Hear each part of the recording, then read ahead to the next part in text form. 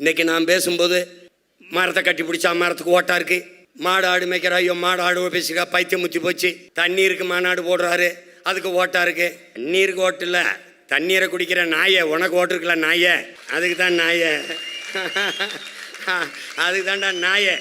பண்ணிய தண்ணியை குடிக்கிறிய பண்ணி உனக்கு ஓட்டு இருக்குல்ல பண்ணி, அதுக்கு தான் கத்திக்கிட்டு இருக்கேன் பண்ணி.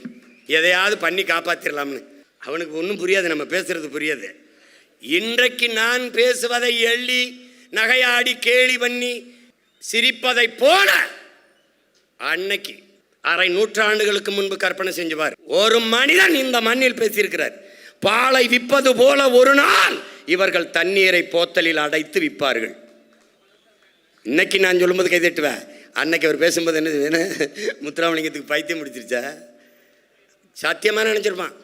புறாக்கள் கூடு கட்டி வாழ்வது போல இந்த மக்கள் வீடு கட்டி வாழ்வார்கள். அதான் இன்னைக்கு அடுக்காகம் பூரா ஃப்ளாட்ஸ்.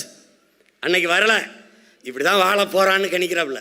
விளை நிலங்களை எல்லாம் இந்த மக்கள் வீட்டு மனைகளாக கூறு போட்டு விற்பார்கள். இன்னைக்கு நெல் விளையிற இடத்துல கல் விளைஞ்சிருக்குன்னா காரணம் என்ன? வீட்டு மனைகள். அதை அன்னைக்கு ஒருத்தர் கணிச்சு சொல்லியிருக்காரு, இதாண்டா நடக்கும்.